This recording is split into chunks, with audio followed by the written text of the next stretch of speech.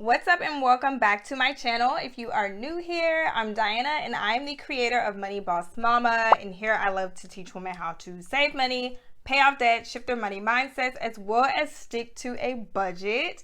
And recently I got paid, which means it's time to do another down payment fund update. And if you have never watched an update of mine, I recently became debt free and have now a fully funded emergency fund. So now I am trying to save up $10,000 so that I can purchase a duplex and start house hacking. And I am well aware that it may not cost me $10,000 for the down payment, but I still don't feel comfortable going into, there is something stuck in my lip gloss. But anyway, I still don't feel comfortable going into the home buying process without at least $10,000 to back me up, because I am a single mom and I know that there are probably going to be a lot of things that are going to go wrong. So I'm going into the process being realistic, to be completely honest. But the last time we left off, we were at $1,655. I am proud to announce that now the new balance is $2,015. So we are now out of the 1,000s. We are into the 2,000s, and this puts me at about 20% of the way there. And if you missed my last down payment fund update, I was like in this mental phase where I'm like, this is never gonna happen. It's taking forever. Just those phases that you go through whenever you're on a financial journey and you don't have a lot of money to work with. But I will say in this video, I'm feeling more positive, more optimistic. I have talked myself down off of that ledge that I was on. So I do feel like I'm on target to hit my goal by February of 2022. I'm claiming it. I'm not adjusting my deadline. It's going to happen, and I'm going to figure out a way to make it happen by increasing my income. But I did add $360 to my down payment fund.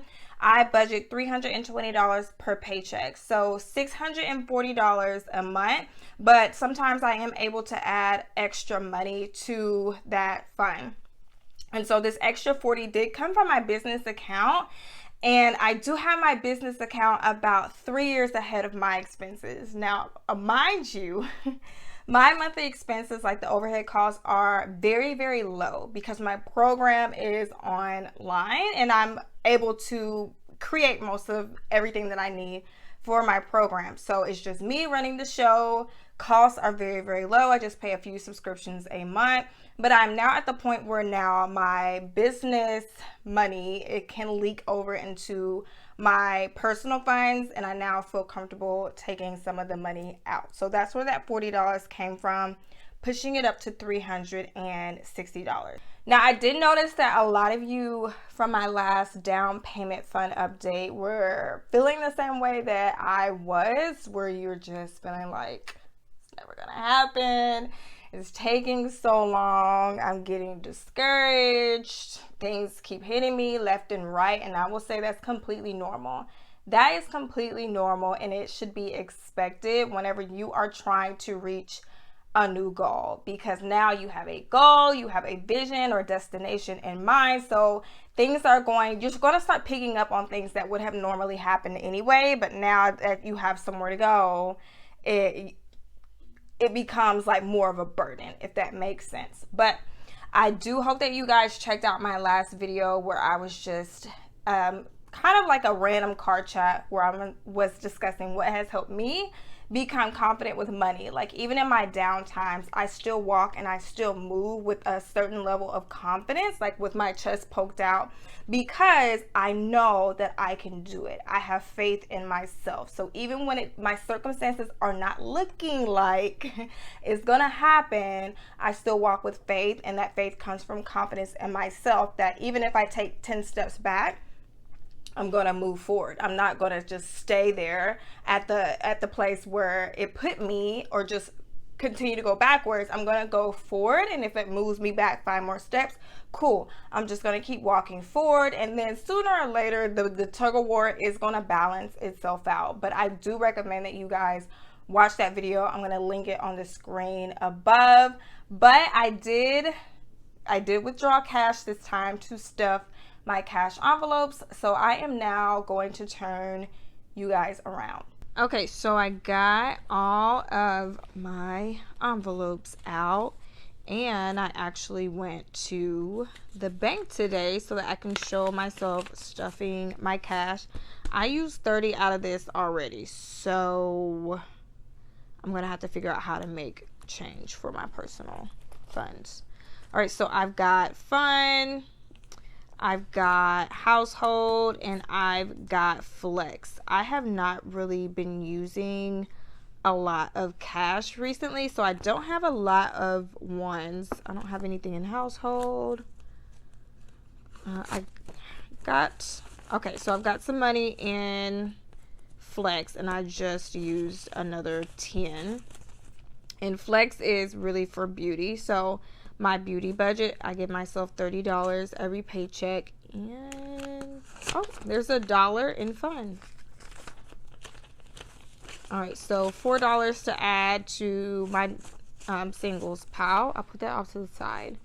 So with these 3 envelopes, I'm gonna go ahead and start with household. So I budget $40 per paycheck for household. That is for like soap, laundry detergent, shampoo.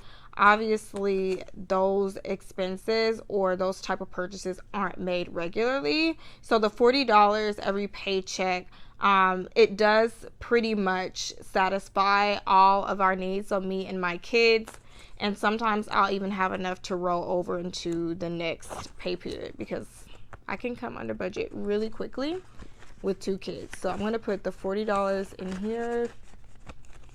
And then next for flex, I have $30. And then,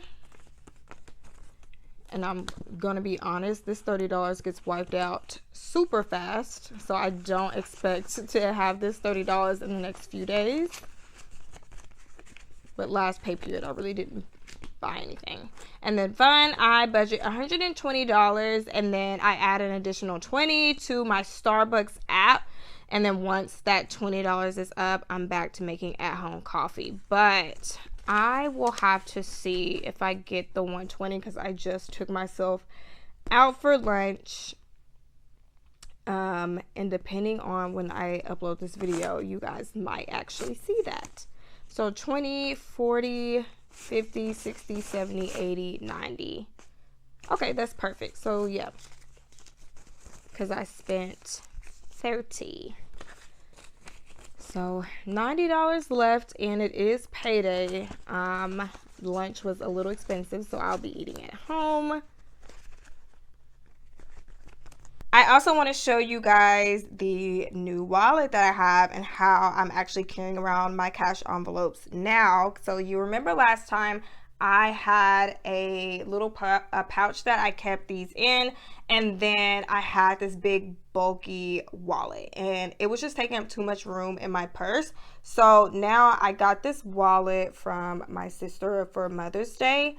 Literally, it is the most perfect thing. So I just stick it inside and zip it up.